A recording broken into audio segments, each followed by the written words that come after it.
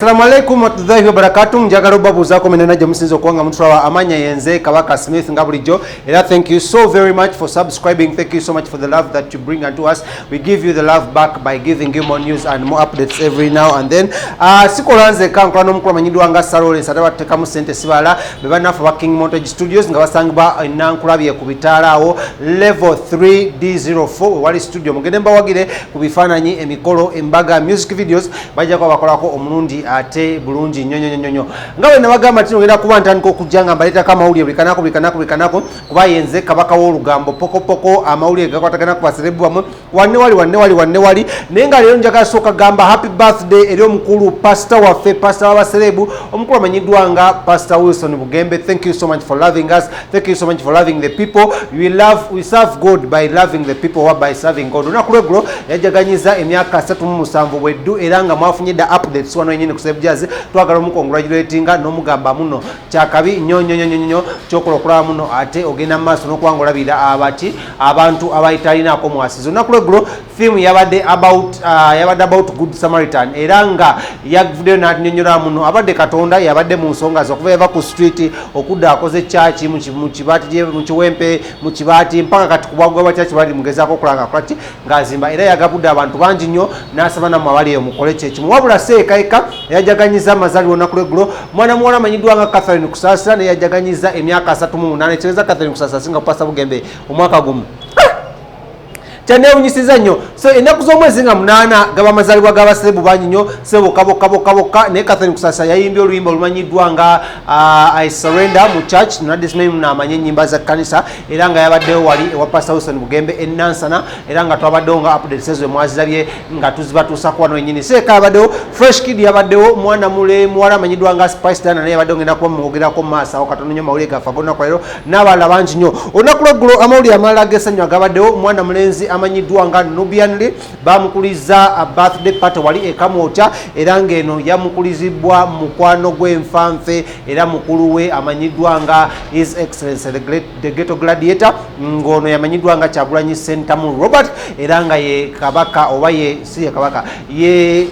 President, yes, ye president w'ekibiina ekimanyiddwa nga ekya NUP era nga babaddewo awo ekamu kya Firebase ne bamukuliza amazaalibwa bamuyidde amazzi n'ensonga zaadde nnyingi nnyo ezagenze mu maaso wabula si ekayikayika yajaganyiza amazaalibwa waliwo omukulu amanyiddwa nga Brian Masiko aka Famous ono akayina akayimba ne mwana muwala amanyiddwa nga Nina Rose kagenda kwa kafuluma very sibakaita akayimba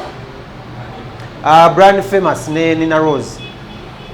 akayimba kanva mutwe but balina akayimba ono yajaganyiza emyaka 31 bweddu that was yesterday era nga naye twagala omugamba congratulations and larger upon yourself and happy birthday eri awo ennyini wabula olunaku lwaleero ziweze ennaku 3 bukyanga mwana mulenzi amanyiddwa nga Fred Lumbuye abeera nga asubizibwa okuba nga ayingira eggwanga lya Uganda wabula byampuna oba bya nnaku oba kya ssanyu okulaba muno omukulu ntanalabikako mu ggwanga lya Uganda abasinga bagamba akyali ttake onaleba amanyiddwa nga Zaake yavudde n'atunyura muno ye ne balooya abali ku ground musaidize ettake bakyagezaako kukwasaganya ensonga balabe muno omusajja ono tagoinga through kibayita extradition biriwe ebya deportation kiba kirala nekino extradition kwe kukwatira mu nsi etaliyo ng'amenya amateeka ne bakwasa polisi y'ensi yonna nekuvuga nekutwala oba nekutwala kamunyenyi nekutwala mpaka mu nsi yo bwekito bwekiyite era bakiyita extradition. So omukulu Lumbuye eyo ziweze ennaku 3 era nga omukulu amanyiddwa nga Fred Enanga avudde n'ategeeza muno nga bo polisi tebanategeerako mayitire ga Lumbuye tebamanyi wawaali era bamunoonya butasa mukono na butasa muka anytime soon bajja kuba bamufuna era banamufuna nga mulimu gwa polisi bajja kuba bavaayo bamupresenting eri abantu neri bannamateeka naye nga kigambibwa muno abantu bangi nnyo abali mu kunoonya omukulu wano amanyiddwa nga Fred Lumbuye oba ebitongole bya gavumenti bingi okuli ekya ISO ekinoonyereza ekya CID nakyo kimunoonya polisi emunoonya amagye gamunoonya kwegamba where is Lumbuye kyekibuuzo olunaku leero kyenjagala okubanga nkola kingambalekera naye nga ziweze ennaku 3 wazindaba bukyanga abeera nga asubizibwa okubanga atuuka mu ggwanga lya Uganda n'abeera nga ate tatuuka ku nnyonyi amanyiddwa nga ekikawa kita kya Turkish Airlines naye nga omukulu Honorable Nsereko Muhammad ng'okubuuzaako ogamba otya how are you doing ono baba Facebook ne Twitter lite yamukola omanyi yavaayo n'agamba Lawrence yavaayo n'annyonnyola nti nno Bobi Wine abakulu mu NUP be basponsoringa ani basponsoringa Lumbuye nengamba embeera ng'etabuse nenjagala okubuuzaako n'okugamba how are you doing olunaku lweggulo gabadde era still masanyu omwana amanyiddwa nga Kampala Solomon Kyagulanyi yawezezza emyaka 16 bweddu era ng'ono first born w'omukulu amanyiddwa nga Kyagulanyi Robert Sentamu owasinga ne Babi Itungu wage twandise Bobi Gutandise His Excellency Bobi Wine and Babi Kyagulanyi son amanyiddwa nga Solomon Kampala Kyagulanyi ye naye yabadde akoze ki yabadde aweze emyaka 16 omuyimbi omulala yawezezza birthday ye yabadde emyaka 23 amanyiddwa nga Gash Mutonyi ate ne Nshuti Mbabazi yawezezza emyaka 28 bweddu Laja Paponi Yosofu njagala obaga matino happy birthday bajaganyiza amazaalibwa gaabwe lwadde lunaku lwaggulo era lwabadde lunaku lwa Sunday ng'ennaku z'omwezi 8 era nga Bobi Wine yavuddeyo nawe ekirabo ekinene nnyo eri omukulu amanyiddwa nga Kampala Solomon ekirabo kino yamuwadde kooti ya ekifaananyi nga kiri mu kooti ekigede nga naffe tulina wano ekifaananyi kyange kibalolesi bakiyita I have a dream from Martin Luther King ate naye gote yamuwadde ekirabo ate ekyokuva omwana mulenzi amanyiddwa nga Malcolm X kitegedde nga kikwatagana ku byakusoma nakyo nja kuba nkikutuusaako maasawo so webityo biri ndowooza amawulire amala geninawo chap nga sinagenda amawulire ga nnyini genina olunaku lwaliro mwana mulenzi aliri pazo akubyekoko ku matu era nga kigambibwa okuba muno yavuddeyo neyebaza omukulu amanyiddwa nga Robert Kyagulanyi Sentamu neyebaza n'abayimbi abalala bannabonana abavuddeyo okulanga bamukwatirako mu nsonga zino okulamu najjanjabwa kubanga abadde ajjanjabwa wali mu ddwaliro lya Bombo Military Hospital era twagenda tumukyayirako last week ne bangambye kati essaawa yonna anytime soon agenda kuba asibulwa abeere nga akola kingadde waka nga atandika okuba nga akakala emirimu gye wabula kyenyinza okugamba ekirala ali mu kweka okukola nnyo abayimbi ba superstar okuli naddala kuli ekibiina kino kimanyi amanyiddwa nga Jose Chameleone olw'okuba muno bamukwabo mbu abaavayo ne batamwogerayo wajje n'okulaba muno afuna obuyambi obukola ki obumala okulaba ate muno akola kiyeebeezaawo so gega mawulire naye nga njagala okutumirako ku mukulu amanyiddwa nga Moto Mpalanguzi njagala obuuzaako ku mukulu Kabaata MC Kapale Lawrence yadduse mu Uganda ali Kenya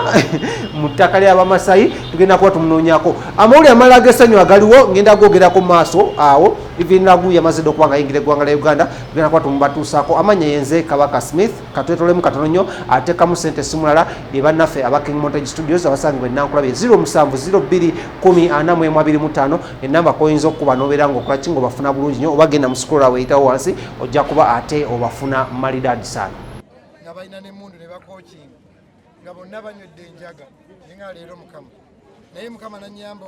omu yali anywedde enjaga nanga asigwe pasita naga pasita tweyiiya tuna kimu kya 10 omuyayi ne batandika okulwana aba kani imagine ne batandika okulwana bokka na bokka pasita tomukwatako yeeyita ki oli nagamba tomukwatako sirerabira omusajja omu yagamba oba yagala omukuba essasi liyise munze mubbi munne so waliwo ebintu byolowooza n'ogamba Mukama nzaani omulokole nakwagala omusiraamu nakwagala omukatuliki nakwagala omubbi nakwagala so Katonda addizibwa ekitiibwa n'ettendo so gyebulaba akayimba kano mwana yakayiya Jeff nakaddamu nenkakuba remix kubanga Katonda bw'ataba kubamu eno nsonga sandibadde wano leero so tubale Katonda ono superstar bongo sanyisa kulasa 5 tusala wajita 4 3 1 0 Katonda yabadde mwene songa Katonda yabadde mwene songa Katonda yabadde mwene songa Katonda ali omuwaati asinga. Thank you so much kangene ngabira abakadde n'abalema ebirabo. Thank you Diana. Thank you Fresh Kid. Ono superstar gwa nerinya Isma Daniel ojja kuba musajja wamaanyi tugenda kukolabirira oteredde todda mabega so omwana wuno mutwale mwami Bongo thank you bagana mweba kati abasaze tusanise okulaba tata Fresh Kid kati abasaze